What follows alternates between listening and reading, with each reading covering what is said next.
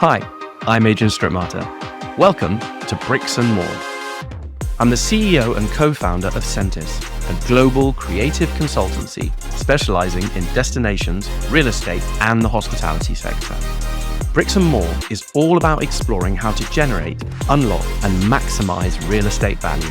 Our mission is to challenge outdated and limiting notions of how this is done. In each episode, we talk to top professionals to uncover innovative strategies that drive short, medium, and long-term gains. So if you're passionate about making real estate more valuable for more people, you're in the right place. Welcome to Bricks and More.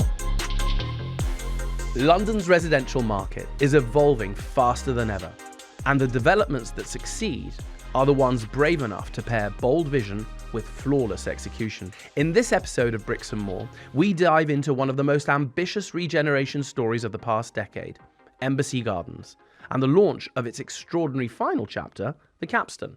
We unpack what it really takes to shape a neighbourhood, create long-term value, and set new standards in design, service, art, and cultural placemaking. This is where ambition meets execution, and where great development becomes great city-making. To guide us through, I'm joined by someone who knows the London residential market better than almost anyone. Brian Death, Managing Director of Sales and Marketing at Ballymore. Across 27 years, Brian has helped deliver and sell over £2 billion worth of London property, from Wood Wharf to South Bank Place, shaping some of the city's most recognisable addresses. At Ballymore, he leads a high-performing team driving sales and marketing across one of Europe's most innovative development pipelines. Brian brings deep sector insight, sharp commercial thinking, and a rare understanding of how to build places that truly resonate, but also stand the test of time. So let's dive straight in. Brian, welcome to the show. Thank you very much, Adrian. Delighted to be here. It's an absolute honour. I'm probably not in the same way as a fellow sales and marketing person myself, so it's really good to be able to exchange, our experiences. You've worked across London and some of the most transformative developments. What drew you to sort of residential or just real estate in general? What was the journey? The journey. It feels like we've got into Strictly Come Dancing already. The J word. What's your journey? What's your journey, Brian? Well, my journey. The words "drew" and "journey" would all be too big for it. It was all happenstance and accident. I came back from travelling a year after uni. I think my father was, "You're not spending more than a week in here without getting a job." There was no plan, no grand overarching plan. Very first job I interviewed for was Farron Sutaria, which was it was bought out by John D. Wood many years ago. Oh, okay. Run by a chap called Farron, came over from Persia, set it up in West London, and I became a trainee lettings negotiator on £10,000 a year and a K-Reg Red Rover car.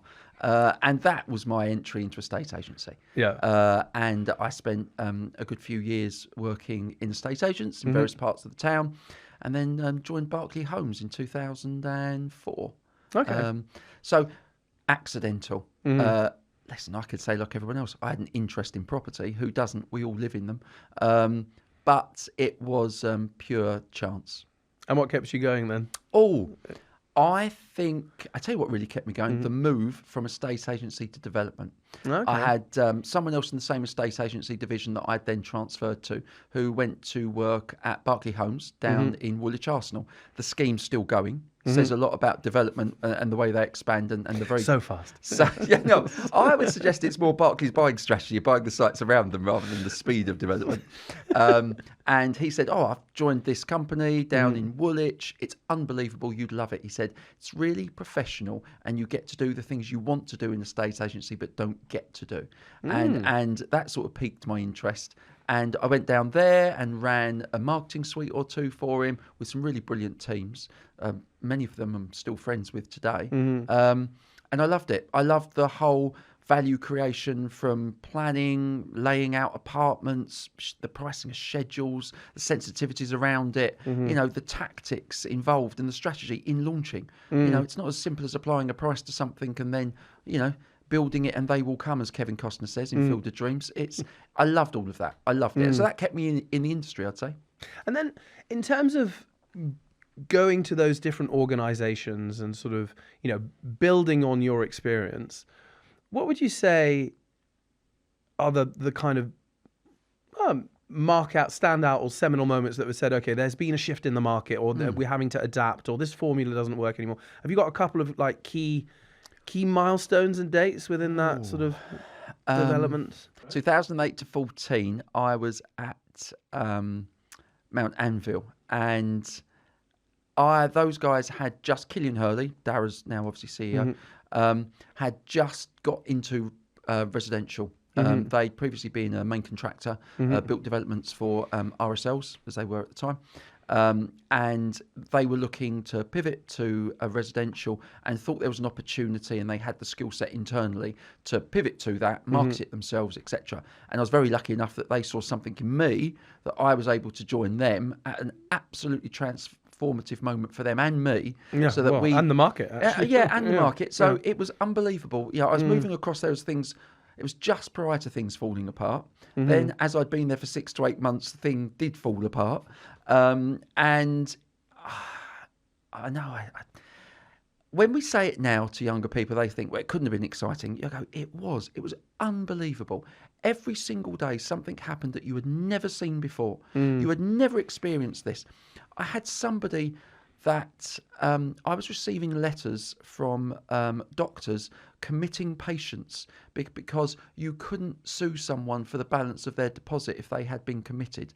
There were some unbelievable things you were saying on the day-to-day basis. I'm like, I've never opened a letter that said this before. And all these loopholes. Who knew? And we were giving presentations to banks in cinemas about how we would get from this position to this position. And I think from my perspective especially, it got me to see a business from top to bottom, because you wouldn't have seen it if everything had just been sailing along magnificently. Yeah. And then on the people side, how do you foster that excitement? How do you create those sales teams? I think it's something that we've, as on our side as the agency, it's always to spot the commercial potential in someone and to say, okay, that's their style, this is her style. How does that? How do you, on the personal level, how do you do that? Well, number one, it's just immediately a good person. Everyone's measure of a good person might be slightly different, but I'm uninterested in someone that might consider themselves a good salesperson or a good marketeer or a good completions consultant. I'm just interested in really good quality people, because I think the skills are something that we can teach them, but I can't teach them to have a moral compass in the right place, or I can't teach them to come to me when they know they've done something wrong and tell me what it is they've done wrong so I can make it better. I think, so that for me has been a sort of guiding principle. I've also believed in leading by example. Now that's a difficult one, because I suppose the maximum size of teams I've led are probably, as I am now, say 30, 35 people. Oh, but it's still small enough that you can be present, know everybody, be engaged in what they're doing on a daily basis. And so there isn't any job I wouldn't do if the end result isn't going to get to the result we all require for the business. If that means I empty that bin because it needs to be empty to make this marketing suite look great, of course that's what I do. I was scrubbing a bit of graffiti off a holding line the other day, not to have a go at somebody else for not having scrubbed it off, because it might have only gone on there 5 minutes ago, but it needed doing. So I never stepped past the job, and I wouldn't expect the team to. And in terms of being able to really sell a property, what is the level of, because there needs to be that shared experience with the potential buyer, isn't there? So how do you train for that? How do you transpose the value that you know and believe is in the development to the people that you're selling it to? So as I've gone through the years, it's been interesting how we've organised the journey through the sales environment, whether that's a marketing suite or the actual property itself. And the number one thing is not giving information from our side until we've reached a point where we're comfortable with what the purchaser's looking for. The purchasers get overexcited. Look at this model. Do not put the models down by the entranceway when they first walk in. Do not put any information which they can glean anything on their own about what it is that you have to offer. So as I've become a bit more experienced at this, and perhaps a little bit more set in my ways, for good or bad, that first entrance experience should just be a very beautiful one and a very relaxing one. And a human one. Yeah, absolutely. My God, it's all about the people. Yeah. People by people, we know that. They won't buy they buy people, but if what the person's offering is terrible, that won't be enough to overcome the deficit. That's clear, So it's been creating an environment not wildly dissimilar from where we're sat here today, and say, so what is it you're looking for? You know, how can I help? I don't know. You tell me you're looking for a property in London. What's the purpose? Is it for your child to come here and study? Is it for you to live in? Is it a pied-à-terre? And for us, getting that information helps us get them excited, because I can now tailor what I'm going to show them for their, I can benefit. To their needs. Yeah, exactly. So that's definitely something that we've spent a lot of time making sure we don't just jump straight to the answer. Oh, I know what you need. It's a £1.6 million 2-bed on the ground floor. No. Let's find out what it is that they what are the things they're looking for.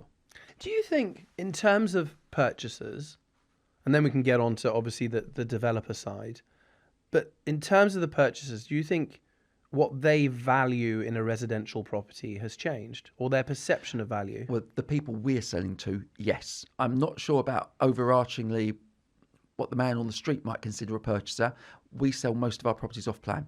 And the development world wants to sell most of its properties off plan. It needs to, otherwise it doesn't exist. De-risk and everything. So if you go back 7 or 8 years, our purchaser was someone sat there with a calculator, and the purchaser would be sitting there looking at a 2-dimensional floor plan with a calculator in front of him with a yield. What's my net yield? What's my gross yield? What does the number that gets thrown out of the calculator? I think I will buy this development. Fantastic. That's super. That was a time and a place. Mathematical, rational. Absolutely. And there are still people buying on the basis of property as a pure investment, and they will still be making all of those decisions. But we are, they do not make up the majority of our buyers. The majority of our buyers now, if I looked at the last 2 to 3 years, would be 85, 90% own use. Own use perhaps for them to live in as their primary residence, pied-à-terre, for their children to live in, to study in the UK, and they're buying 2 or 3 years off plan. But they're buying emotionally as well as rationally. They want to make the right choice. They didn't get enough money to buy this apartment by being silly, and we shouldn't treat them as such. They're buying £1 million, £2 million, £3 million apartment because they've done very well in life generally, and they've made some very good decisions. So I would like to help them make another good decision. That good decision might not actually be at our development, and we're generally very comfortable with that. If they walk in and say, I need a 5-bedroom townhouse, I've got 2 cars I need to park in a garage, and I say, well, I've got a 2-bedroom apartment and no parking, but let me convince you why this should be for you. That's not... Get 2, knock them through, build a garage yourself, go in for planning. So our job... I see the job of myself and the sales guys in terms of finding the best solution to the people that are coming in front of us. But we may not have the solution. Don't try and force it. It doesn't work. Do you see, and this sort of brings us to Ballymore, the company you're currently at, do you see there being a fidelity trust of people who will have purchased multiple properties coming from you? Yes. And how do you create that continuum, that relationship with them post purchase and maybe occupation if they're in there? If I give just examples, it's the easiest way to give it. In the last year, we would have revisited 3 of our sites for people that have moved in 2-3 years ago and said, what's your experience been of living on this development? Whole range of different questions, free text answers, in an environment where we invite 50 or 100 of them to come and have a drink in the evening in one of the residence lounges. And there is no such thing as the right answer. We're not looking for anything. We're trying to understand what they think. Of our amenities, which ones have been of most benefit to you? Which ones did you think would be of most benefit before you moved in? When you did move in, you found you didn't do 100 laps of the pool every morning. You instead found you used the screening room. So we're constantly engaging with those people, not just you immediately bought from me, now for the benefit of my customer service survey, I need to hear from you. We go back years later. So we're willing to listen. I think Sean Mulryan, chairman, founder, CEO, if you're in a meeting with Sean, Sean's constantly saying, what have we done wrong? What's people's feedback? What should we do better next time? It shouldn't be, how do we do this again? He goes, we've learnt those lessons. We know what's good. We're going to take that forward. I'm going to take that as read because I have some clever people here. So let's assume that's done. Now let's challenge ourselves and let's not sweep things under the carpet because you don't learn from it at that stage. You've just hidden it. No, exactly. In terms of it's obviously a company that's been extremely successful has lasted a very long period of time in a really changing market. I mean, just over the last 20 years, we've seen shifts, massive shifts. What would you say the philosophy is behind value creation? And I understand that value creation is, a broad sense definition, but what is the North Star? What has been the guiding principle? So I think the question almost is trying to arrive at an end point that's too far away. I don't think we ever arrive at a site, Ballymore and previously where I might have worked, saying, how are we going to increase the value of this and where's the value creation? We'll look at the site as a whole and go, how can we create the very best place to live? And if we start with that, we're going to make lots of right decisions. Then the value in itself will be inherent and will be unlocked by making right decisions. Yeah. So I don't ever say, what's the maximum price I can get to on this site? What is this? This sort of arbitrary plucking of a number. Oh, I think this, I think that. Well, hold on. What do we think it's worth today? Let's sell the very, very best building that we can at this price. If people have that brilliant experience, we can increase the price on the next phase. If it's feasible to. If it's not, well, we'll be selling at the same price. You can only do so much to counter the market as well. Yeah, exactly. Yeah. People can believe themselves geniuses within this environment. I think the market moves the dial by far more larger degrees than anything we can do. And you still think, and everyone still thinks that there is still, this is weird, like value in developing residential in London. With there only being 3,200 new home starts this year, it would seem that increasingly small amount of people think there's value. I think. Why do you think there's been that shift? Or have a lot of people you've seen have exited the market, have gone, oh, it's too expensive to build, or whatever not exited the market. There's been obviously stasis for a while now. And I think you have people that would love to be developing. I think there is almost this perfect storm of construction inflation, costs on build, lack of inflation on sales values in the last 10 years in central London generally. Then you've got Gateway 2, that's just been brought in by obviously a British safety regulator, which has caused an inordinate amount of delay. You've got a period which was suggested that would be a 12-week period to receive sign-off that is in most cases probably taking upwards of a year. I'm sure they will resolve that, but that obviously doesn't help.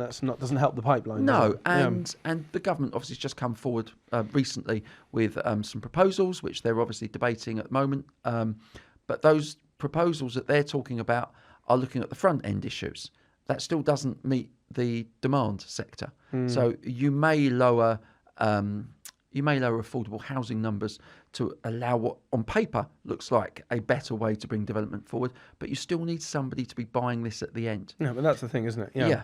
And we haven't seen those demand levels recently.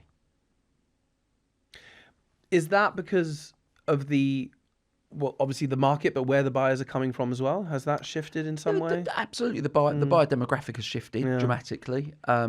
I think with us needing to generally sell off plan to be able to support the forward sales, supporting the development as a whole, the financing of developments, etc., then you've found that a traditional UK-based buyer hasn't been that comfortable buying 3 or 4 years off plan. It's not been something that has sat at the heart of a UK buyer. Whereas if you go to different regions, different areas of the world, it feels very natural for them to have purchased. Tower living for them, if we're talking central London, the majority of dents is going to be towers, is very natural, whereas tower living for a UK demographic is still a relatively new thing. It's like the switch between house to apartment. Absolutely. Having grown up in continental Europe, an apartment was kind of the norm. Yeah. Well, renting was the norm as well. Yeah, absolutely. Yeah. So I think I think the UK market has become more open to living in apartments, in tall towers. It's now got experience of them. You've got generations of people that will have experienced that post-uni, and used that themselves as a form of living.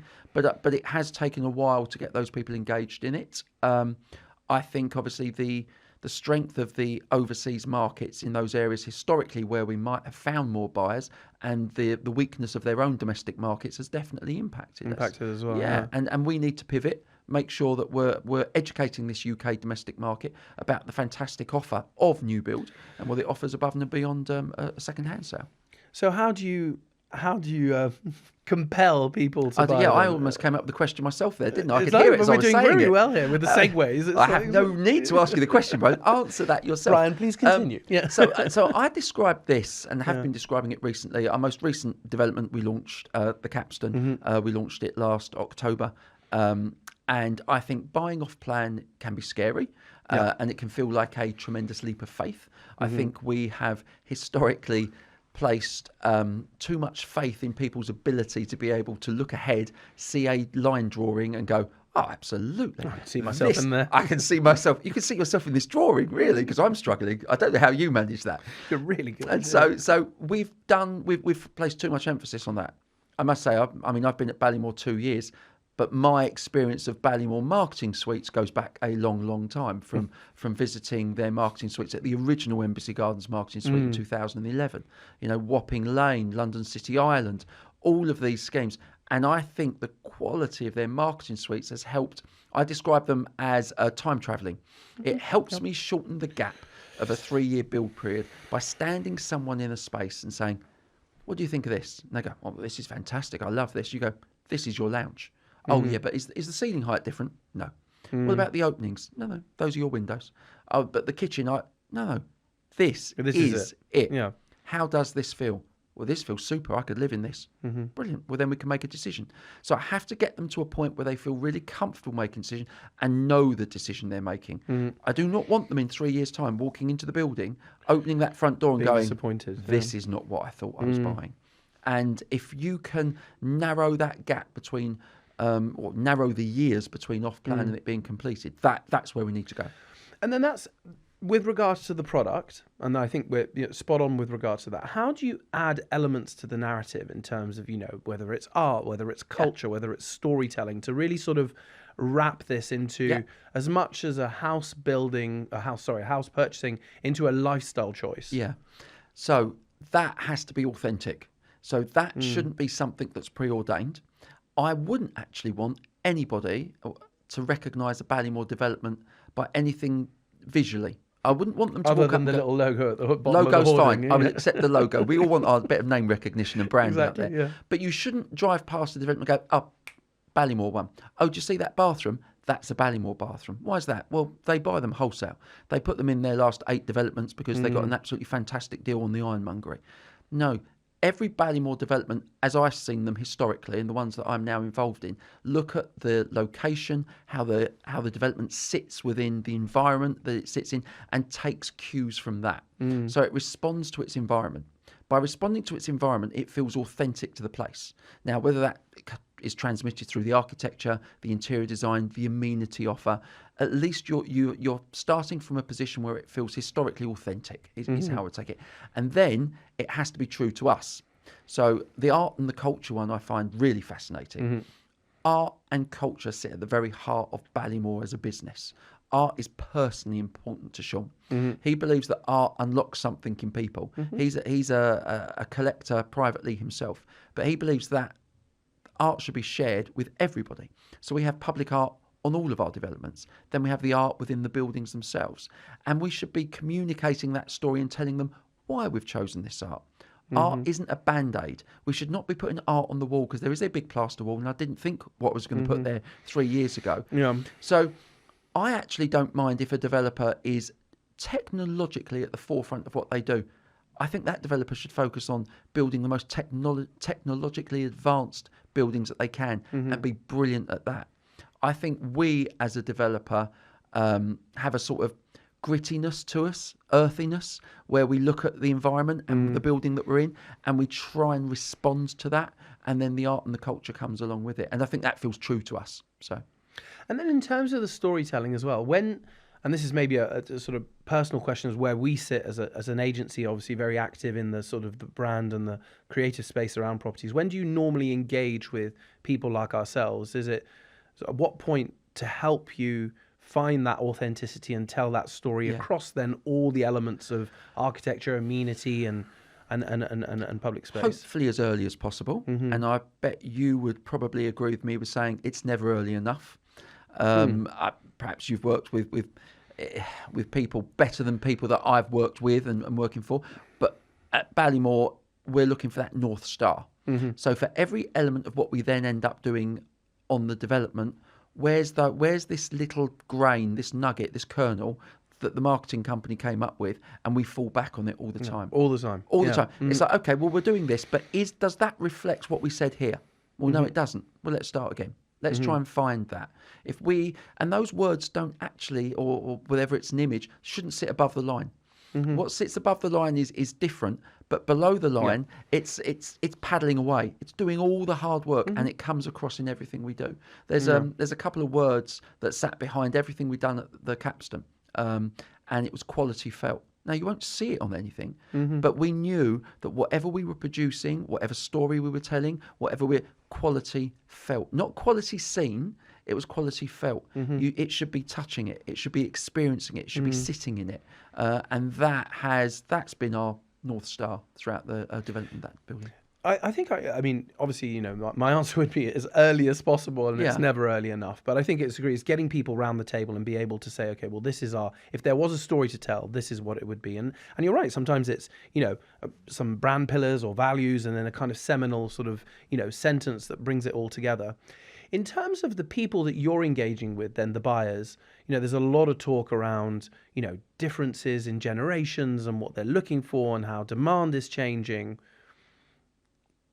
At the forefront of what you do is engaging with those people and talking with them and doing this kind of diagnostic that you were talking about at the beginning. Yeah. What are the big shifts you've seen with regards to demand and what people are looking for? We were mentioning the calculator before. What's changed? Or maybe it hasn't. I don't know. I think there are always fundamentals. A well-proportioned room is still a well-proportioned room. Do not let the architecture push the internal layouts around. And that happens, unfortunately, all too frequently. Something that looks absolutely amazing outside translates into a nightmare internally, and then you're paying for it for years, absolutely years. It's like building debt, but it's come back to roost. Yeah. Who would have known that an orthogonal room would work, and you could lay a beautiful kitchen, dining area, and lounge? It is quite simple at the outset, and if we can remember those things and perhaps try and develop from the inside out as opposed to the outside in, I think we'd all make our lives a lot easier. I think that the change in the purchaser profile, almost as much as anything else, has changed how we sell. There's much more emotional resonance with someone buying for their own use than there is for someone buying from investment. Clearly. So they then want to see, work surface looks fantastic and kitchen's great, Brian. And this is all fantastic. I think they understand our passion for it when we start telling them some of the stories behind the materials or how we even arrived at it. And that sort of level of authenticity and seeing the veracity of the journey and how you got there, they get as excited as you do by that then. I always try and focus on one or two things that nobody would never normally focus on. And if I can tell them how we've looked at this detail, then they don't have to ask me how I've looked at the kitchen or the bathroom. Because if you looked at that with the level of detail you're telling me, sweated the detail there. I translate that onto everything. So there's a door in the marketing suite at the Capston, and I'd say it's the hardest working 50 square feet of any marketing suite I've ever worked in. And I stand there like an excited puppy in front of this door and have done for about 3 or 4 months, like a jack-in-the-box. Cannot wait to show people to it. We go into the beautiful lounge and the kitchens and the bathroom. And they're all selling it well. I'm intrigued about it. I'm getting myself excited all again. This is a Narnia moment. Like, what happens? That's exactly how I describe it. And we do a beautiful model, and we look at the view studies, and we've got them to the point. I would normally tell the sales team, please don't open this door till they know they're buying anyway. Or if you really feel they're not going to buy and they just need the edge, just use this door. Anyway, the door always has to be shut. And you open this door, and we've recreated the lift car from the building. And the lift car is just beautifully appointed. And people say, what's it? The lift? You've built the lift. You beat the car, yeah. And I'm telling you, yeah, because I can't think of many occasions when I see the lift car on any of the developments I've ever worked in. I might occasionally see a little CGI with a glimpse of it. How often do I see the communal lobby or the communal floor lobby of the actual floor, not the ground floor amenity and the leisure? And I said, I'm showing you the lift car. And when you bring one of your friends or family into this, they are not going to believe how beautiful this is. And yeah, it gets me excited every time. And so by telling a story that's slightly unexpected. How did you focus on the? Because you're right. It's interesting. It's these kind of much used places within the building that are part of that journey of your vertical and horizontal circulation on a day-to-day basis. Absolutely. Who came up with the idea for the lift then? Oh, wow. Oh, God, I don't want to be giving anyone... I mean, Sean couldn't be any more involved in this. I would say it's impossible for me to have ever seen someone of his seniority be involved on a day-to-day basis in a project of this type. This is when this building completes, this will have been a 21-year journey for Sean. 2007, he bought his first parcel of land at Embassy Gardens. And in 21 years later, the final building will be completed. And Sean views this as a moment to really celebrate the development, celebrate what Ballymore has learnt within that period of time, and then create something that we haven't created before. Sean is uninterested in anyone I've ever met in recreating his greatest hits. He will challenge himself and everyone in the business to create something new, not for new's sake, but for it to be better. So why is specifically, and then we'll get on more into detail about the Capston and Embassy Gardens. Why is this so personally significant to the organisation and to Sean? I would say it's the 21 years. It's the 21 years. We have no development that has been going for that long with that level of engagement. The profile of the development itself, with the American embassy coming there, has obviously meant that Ballymore almost has a stewardship and has a responsibility to the place. I walked myself. I got off the tube in Vauxhall it must have been the end of 2010. Started walking down the lane. I think there was a Jack Barkley showroom. I think it was a Bentley showroom, if I remember rightly. There was a post office, and there was wasteland as far as the eye could see until you got to an undeveloped Battersea power station. And I walked down that road. I walked all the way down it. I walked all the way back. Halfway along that road was the marketing suite, all on its own. This little tiny oasis. And I was shown round it by two guys that I still know now. And it was incredible to conceive that someone had the vision that they thought they could transform this area, the whole area, into something that people would want to live in. It's, I don't have that vision. I have a very narrow mind. I can see just ahead of me. My focus is tremendous, but it doesn't leap that far forward.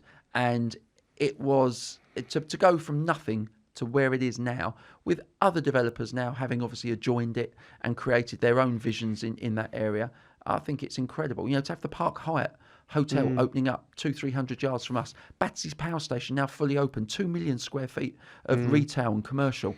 If you'd have told Ballymore 15 years ago that would be the position of that place, I'm not even sure we could have believed it. So to have been there at the ground floor and see it now at its sort of zenith and completed, it's great. It's like closing the book.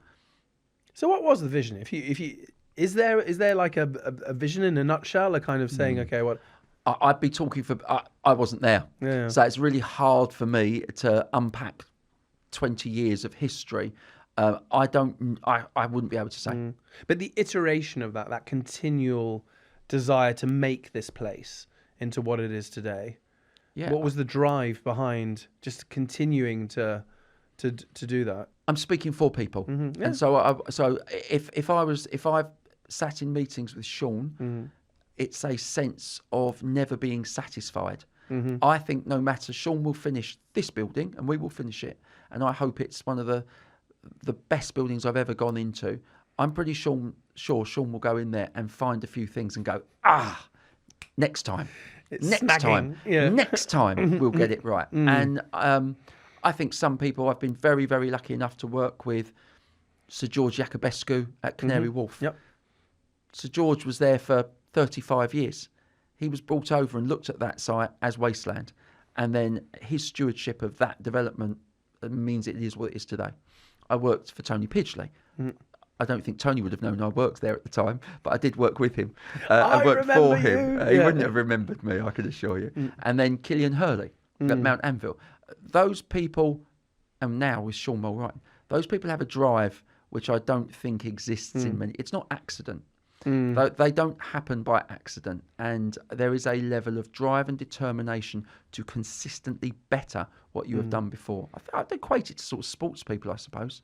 Yeah. Why do some sports people win a couple of major competitions and then they're self-satisfied and that was enough? Why do others non-stop keep going back to the well and going and going? And there's something in certain people that drives them. And do you think in this, I mean, clearly in this market, you have to, otherwise, you're, as you said, just kind of start drawing back or exiting. I think we look at opportunity. Yeah.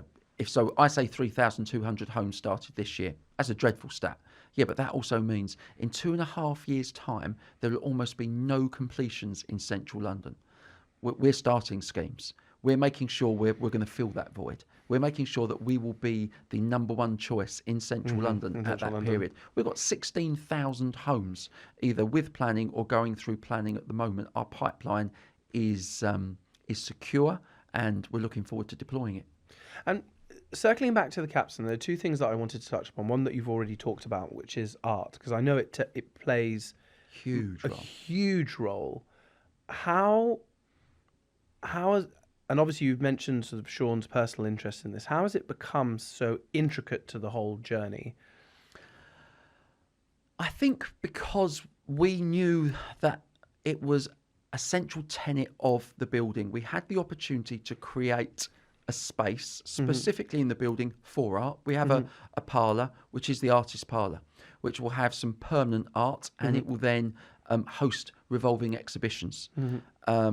Sean's been engaged with some artists for some time now to produce art specifically for these spaces. So, this isn't just buying off the shelf. This is understanding the space, the place, and then commissioning individual pieces for that space. So when we look at our CGIs and somebody goes, "Oh, that looks nice. Do you know what that art will be?" I'll say, "You see it on the wall there? Yeah, it will be that." Or we have... Well, it's another story to tell, isn't it, as well? Of course it does. Cian McLaughlin, Elise Ansell, we can name the artists. We know who they are. They've already produced works for us for the marketing suite, and we'll have works for the actual building itself. So it was always going to be important to us, and it just it meant that when we're selling it, I'm selling it, the sales guys are selling it, you can sell it with a real passion. This sounds corny, and some people have said to me, "You don't really mean that, Brian." But I think I'm a terrible salesman because I can't sell something I don't believe in. And I'd like to say I'm quite thankful I've never put myself in that position when I've been in development. I think I've worked for some of the businesses that helped shape London, and they have produced some of the very, very best developments ever. Well, more luck me. I've been in that position to be able to offer that. So when I am sitting there and saying, you will, when you move into this building, you will be, just forever grateful that you made that choice. That you made that choice. I really do believe it. In terms of one question which really, revolves around, the experience that you have in the building and in the common areas, with regards to, because we see it across asset classes and, even sometimes, well, not even sometimes now with offices and commercial real estate, is regards to the amenity philosophy. Yeah. How, it's the, London's an amazing place to live. There are amenities, everywhere you look in central London. In-house, outsourced? What's the philosophy for you So guys? we generally in-housed. We have a management arm, Ballymore Asset Management. So we manage our own estates. We believe that allows us to give the very best stewardship. We're responsible for it at a level. The amenities themselves, we think we can offer the best management of those rather than going outside. But I'd also say we're constantly challenging ourselves for not just adding more. This isn't an arms race. This isn't how many amenities can I get into a building. It's, well, how useful are these amenities? And we all know that service charges are at breaking point to a degree. No matter how rich you are, you still want to feel you're getting value for what you're being offered. So I don't think it's per se how expensive service charges are. It's what I get for it, and do I believe that cost is value. And getting value for money. Yeah. Absolutely. It's, so we haven't raced to put into the Capston things which we don't believe. It's not a tick box. It's not a list of specifications and, yes, I've got golf simulator, I've got cheese room, I've got wine room. I'm not saying any of those things aren't valuable, but we chose to believe they probably weren't valuable for the space that we had to offer. How are people going to use this? Is this a sanctuary around, is this somewhere where they can cloister themselves away from whatever's going on in their lives? Deep sigh when you walk in. Concierge service, when we're talking about service levels, this isn't about me getting you a table at a 3 Michelin starred restaurant. That's the day-to-day. This is about me walking into the building and the gentleman that walks in goes, Brian, not Mr. Diath either. I think this is Brian, and that's where we'd like to get to. Brian, how are you? Weren't you travelling last week? How did it go? Oh, brilliant, no problem. Listen, we've got a few bits out back for you. What time would you like me to bring them up? That's it. It's just interest in someone's day-to-day life, in as much as if they're happy for you to be interested in it, and involvement in what's going on in your home and how it's going and what's happening. But it's human. If it's not human, I'm not interested. You asked me an earlier question, I never got to it, and I will get round to it now, because human is what I'm interested in. Is there was a period 7, 8, 9, 10 years ago where developers, the tech inside of these apartments was running amok. Don't worry, you'll walk in the door and there's a pad. And from this single iScreen pad, you can access 57 different menus. And from those menus, you can switch a light on there. You can time it to come on when you fly. Oh my God. And I just want to switch it on and off. I need to turn the light on. Yeah. How do I operate my heating? Can you please give me a switch? So we make a real virtue of the fact that when you walk into our apartments, you will press a button and it will turn your light on. Now, you can preset it if you really want, but that preset will be in a cupboard somewhere. If you're that way inclined. If you really are. But you will not be coming to us for the most technologically advanced. I think that's trying to cater for an audience that doesn't necessarily exist. Yeah, probably. In terms of, interestingly, the changing sort of market and the way that London is perceived globally as a sort of standard bearer of definitely in terms of Europe, in terms of quality. I mean, where do you see the city heading in terms of residential offer? Obviously, we've talked about the pipeline. Yeah. Where do you see it's heading? I think it's a really interesting point. I have had a couple of conversations recently with some really great contemporaries in the business, not necessarily just in Ballymore, but I'm saying across the industry. And it's interesting to see the arc that new build development's gone on. Lots of these large-scale, huge projects have sort of reached fruition. We've moved through that period potentially of peak new build, in central London especially. If you're looking for, well, where is the next King's Cross? Where is the next Nine Elms? Where is the land to be able to facilitate those developments? Earl's Court's probably one of the last great developments, untapped potential. We've got an absolutely magnificent site just in Ladbroke Grove, just north of Notting Hill. 2,500 homes. I look at that as being transformational. The opportunity to deliver something like that so close to other tremendously well-regarded areas is vanishingly rare in central London. So I think we're going to have to become much more focused and more targeted, because I think the opportunities are becoming far less.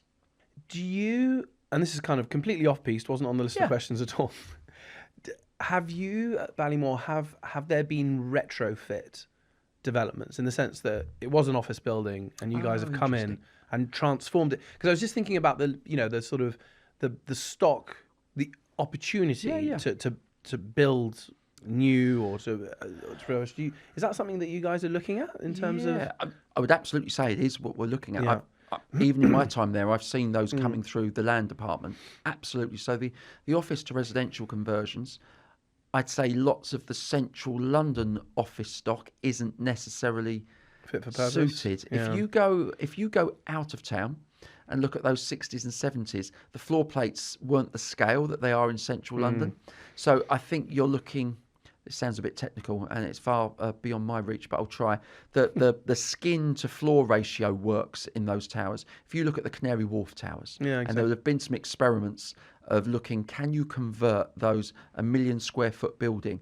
The windows end up being 70 feet away from where the front door would be to make any. It's an incredible challenge to be able to do it in those in those large scale.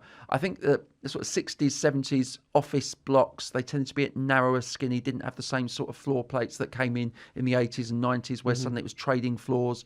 big spaces, open plan offices. I think the opportunity exists there, but it's not one that we've come across yet. And then in terms, touching upon something as well, in terms of in the buyer's mind, that notion of getting value for money, price resilience, and premium values. How do you, and especially in places like Embassy Gardens, how does that come across? How are people, perceiving that? Yeah, I think you address it head on, because I think people need to understand the journey that the developments have been on in terms of pricing, because there's always your own second-hand product, especially in these long-term projects, which is competing with you. So you're consistently and constantly having to be looking at ways and means to increase the offer. What's the benefits you're going to receive in here, as opposed to buying something absolutely fantastic? I only built it 4 years ago. I'm not going to demean my own products. Well, why would you buy in there, madam? It's not really as good as this. Yes, it is. It's absolutely super. It was super when we developed it. It's super now. So I think you're always looking for, yes, but what we've offered in this building is larger apartments. The market's changed. Our average one-bedroom square foot in this building would have been $550. We were catering to a different buyer group. In here, it's $675. It's owner-occupiers. It's different uses of the spaces. Two-bedroom flats in this building, 1,100 square feet. Well, that would have been $850 there. We were looking at tighter floor plans. We were looking at making sure we were maximising every square foot. Whereas now I'm saying we're looking at elbows out. How can I really luxuriate in my space? Yeah. How can I really enjoy it? If I say to someone, yeah, but this is a fantastic offer, it's great value for money.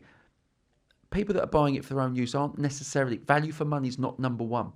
It's definitely not number one. They don't want to feel that they've overpaid, but they are absolutely happy for something that they think is absolutely top of its game and world class. They will absolutely pay for that. Yeah, but they will take pride in the purchase as well. Absolutely, yeah, absolutely. I have bought here, in its own class, one of the best things I will get. I think people are very happy to pay for that.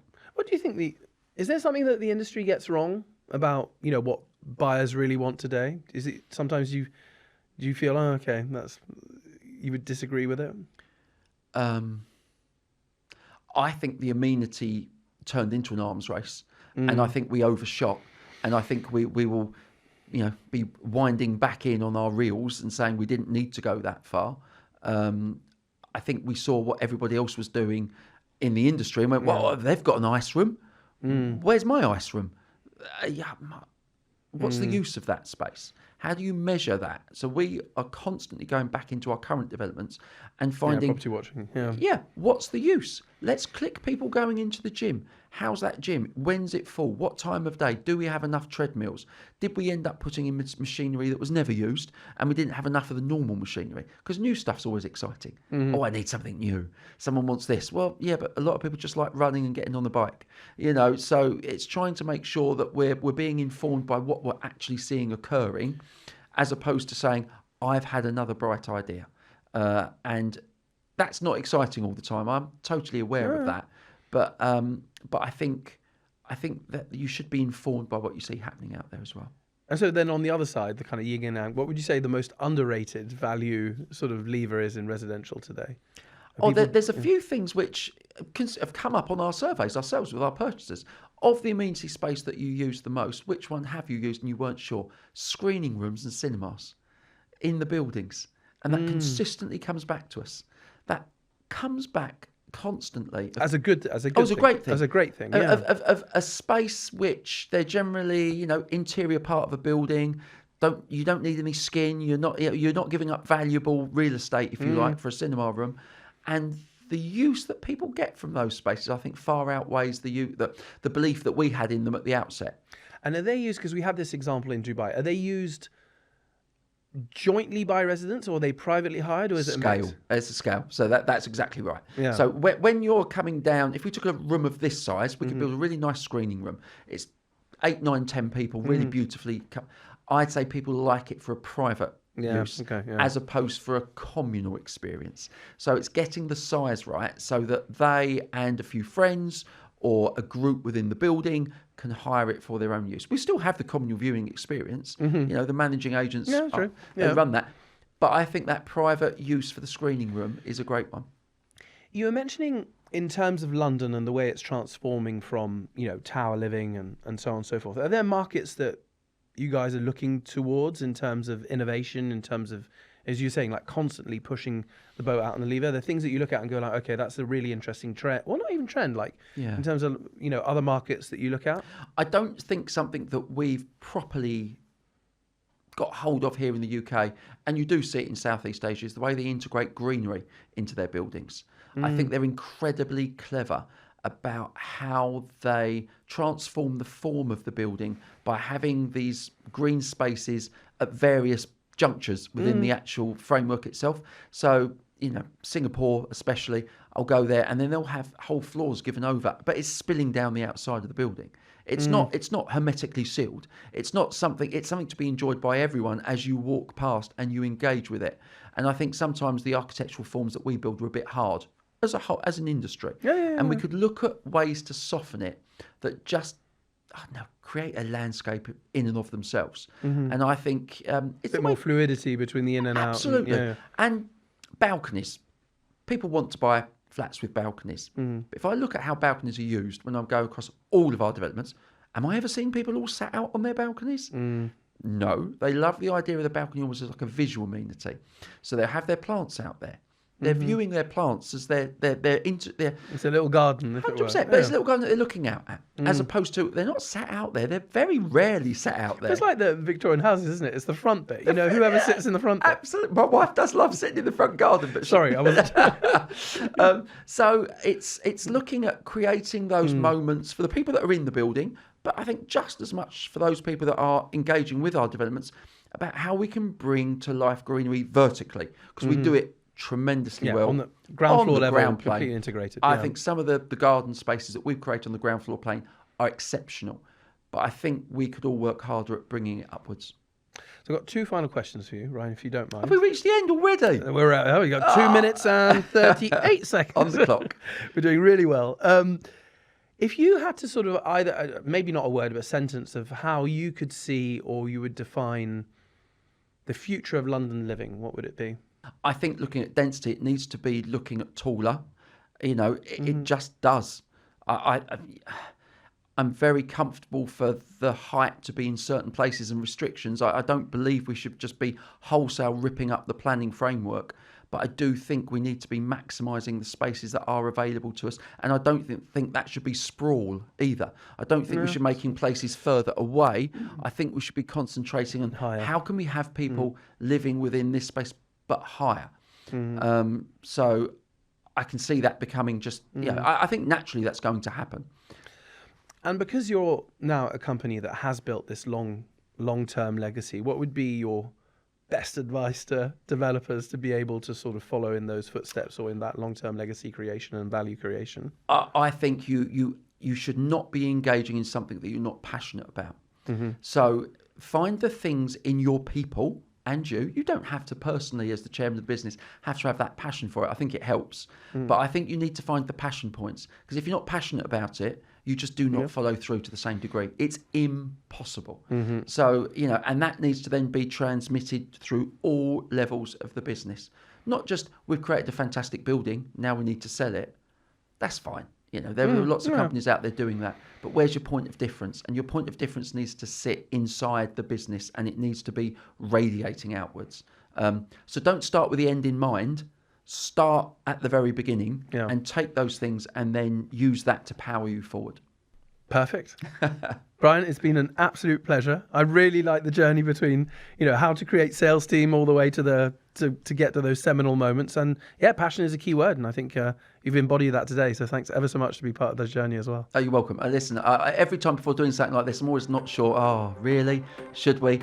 And then I start talking and I feel like I could do it all day long. So look, I appreciate the invite and I've really enjoyed it. Thank you. Thanks so much, Brian. Cheers. Cheers. Thanks for listening to Bricks and More. If you've enjoyed today's episode, please share it with a colleague or friend who would appreciate it. If you're not already, connect with me on LinkedIn, whether to say hello or discuss a destination, real estate, or hospitality project of your own. Finally, please rate the podcast on Apple, Spotify, or wherever you get your podcasts. Again, share the episode, connect with me on LinkedIn, and rate the podcast. I'm Adrian Strittmatter, and I'll be back soon with the next episode.